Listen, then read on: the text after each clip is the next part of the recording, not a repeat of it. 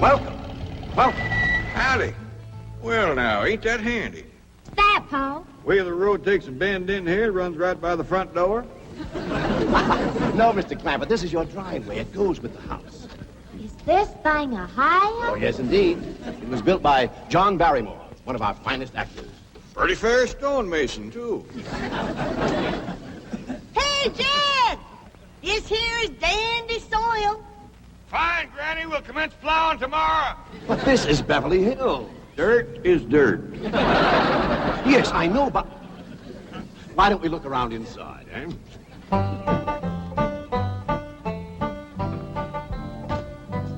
Well, here we are. I hope you're going to like this place I picked out for you. It may be a trifle larger than what you're used to, but I feel a man with $25 million in my bank should live in a manner that... Come in, this is your home.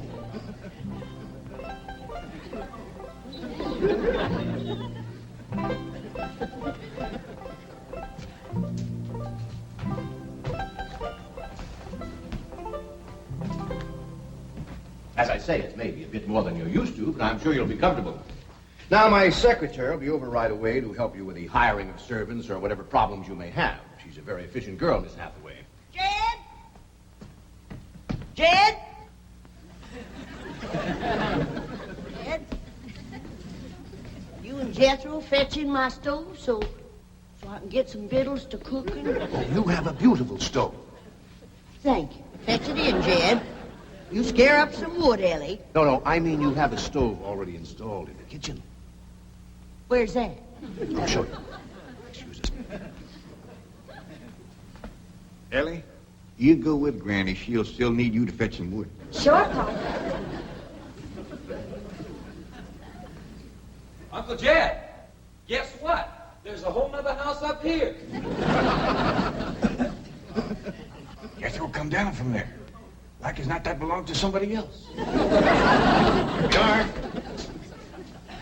This is your kitchen. Oh, and here's the stove. The last word in food preparation. And speaking of food, you'll find everything you could possibly want stored right in here. Eh? Huh? Well, I'll leave you ladies to your culinary delights. Au revoir. Bon appetit. Talks gibberish. You seem to set a great deal of store in this here stove, Granny.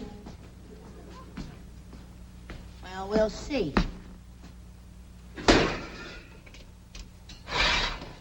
Ellie, you run out and fetch some wood. I'll get a fire to going in here and we'll see. Jethro, I hope it's all right for you to be missing school. Oh, sure, Uncle Jed. They ain't strict in the 5th grade. You in the 5th grade already? Starting this year. Don't seem like no time at all since I went with your ma to get you started in the 1st grade. You was 6 years old. No bigger than that. We drove clean over to Oxford so you could go to the same school your pa went to. You wouldn't know that town today, Uncle Jed. Oxford? Yes, sir. Well, that town has growed and spread out and built up and just kept getting bigger and bigger. Where today, why, I bet you there must be at least 3 or 4 dozen people living there. A place like that's all right to visit, but I wouldn't want to live there. Do you have any assistance? No, thank you, Mr. Drysdale. We were just talking about Jethro here getting back to school. Oh, well, we have some excellent educational facilities out here, Mr. Clampett. Where do you go to school, Jethro? Oxford. Yeah, you see, Jethro's ma, that's my cousin Pearl. She married an Oxford man, so naturally Jethro, he goes to school there, too. I'm the champion crawdad eater. At Oxford? Jethro put away 3 buckets of crawdads. 4. And he's learned to cipher and everything. Cipher some for Mr. Drysdale. 1 and 1's 2. 2 and 2's 4. 4 and 4's 8.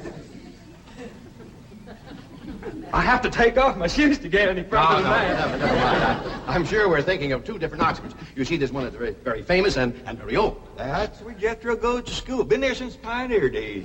That's how come it got its name.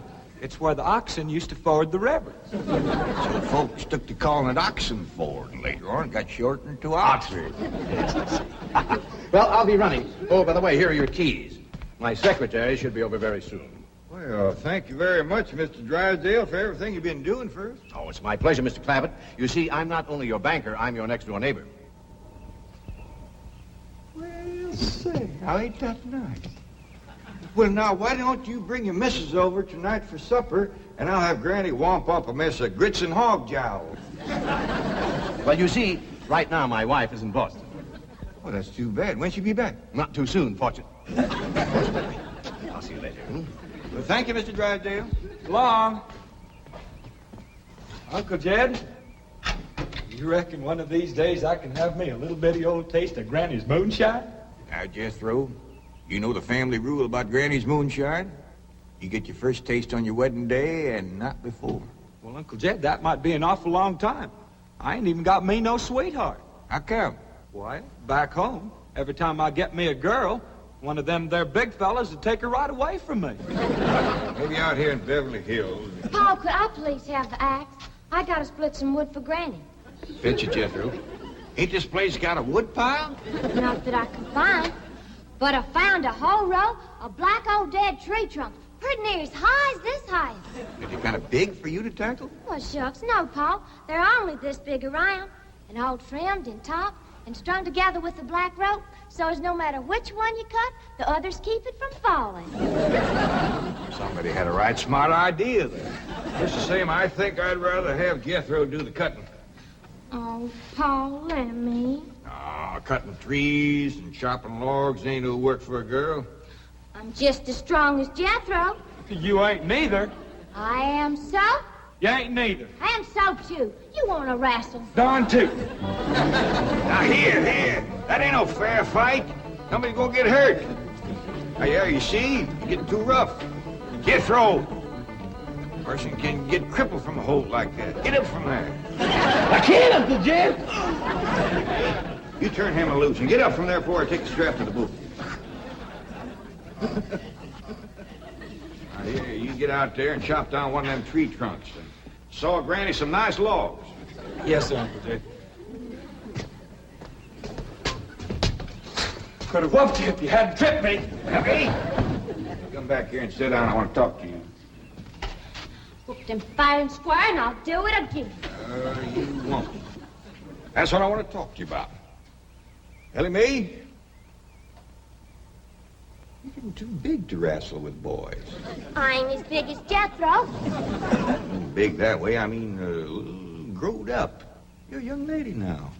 You gotta start minding your manners and fixing yourself up real nice and wearing dresses. Paul, folks would call me a sissy. It ain't sissy for girls to act like girls. You see, Ellie, I raised you like a boy, and I was wrong to do it. I reckon every man liked to have a son, and you was my only young'un. And when your ma passed away, I just decided to turn you into a boy. By the time Granny come to help out, you was too wild to tame. By thunder, you could outrun, out-climb, out-fight, and out-shoot every boy in them hills. I still can, Paul. Yeah, but it ain't fitting. It ain't right for folks to go against nature. Now look at old Duke here. Reckon we could turn him into a cat? Of course not. That's right. Because nature made him into a dog. It's the same way nature made you into a girl. Here lately, she's getting more and more positive about it. You mean my years has grown? No, nothing like that. You're pretty. Oh, Paul. I know you don't like it when I say that, but you like it when the young fellas around here come in saying it, and they will. Only they'll probably be using words, fancy words I won't even understand. But Ellie Mae, ain't nobody can ever tell you how pretty you really are, Symphony. You're the living picture of your mom.